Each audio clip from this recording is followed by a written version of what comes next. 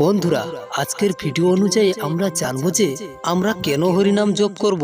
ভিডিওটি শুরু করার আগে আপনাদের কাছে একটাই অনুরোধ, কমেন্টে জয় শ্রীকৃষ্ণ এবং শ্রীহরির কথা অবশ্যই লিখবেন। প্রথমেই জানানো হয়েছে একজন শ্রীকৃষ্ণ ভক্ত তার হৃদয়কে বৃন্দাবন রূপে পরিণত করে শ্রীকৃষ্ণ সাচ্ছব বিহার স্থল করার জন্য মহা উৎসবের সঙ্গে উচ্চস্বরে কৃষ্ণ নাম জপ করিতে করতে হৃদয় মার্জন করেন এবং হৃদয়কে নির্বল ও শান্ত করে সেখানে শ্রীকৃষ্ণকে প্রতিষ্ঠা করে চিত্তদর্পণ পরিমার্জকারী কৃষ্ণ কীর্তন জয় চিত্ত বিহারী হরে কৃষ্ণ মহামন্ত্র যিনি নিষ্ঠা সহকারে জপ ও কীর্তন করে তার চিত্তরূপ দর্পণকে মার্জিত ও নির্মল করে আনন্দ প্রদান করে, যে যত বেশি হরিনামের নিকট নিজের হৃদয়কে যুক্ত করে সে তত বেশি শুদ্ধ হয়।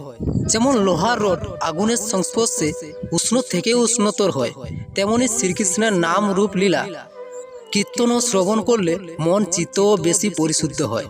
যেমন আমরা হরিনাম করি, হরে কৃষ্ণ কৃষ্ণ কৃষ্ণ হরে হরে, হরে রাম রাম রাম হরে হরে।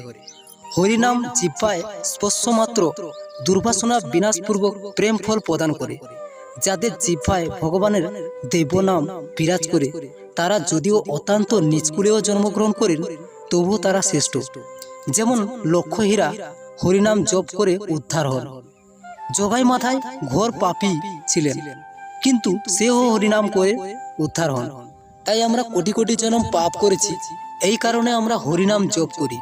এই কৃষ্ণ অমৃত কথা শুনতে চ্যানেলটিকে সাবস্ক্রাইব করে রাখুন আর ভিডিওটি বেশি বেশি করে শেয়ার করুন।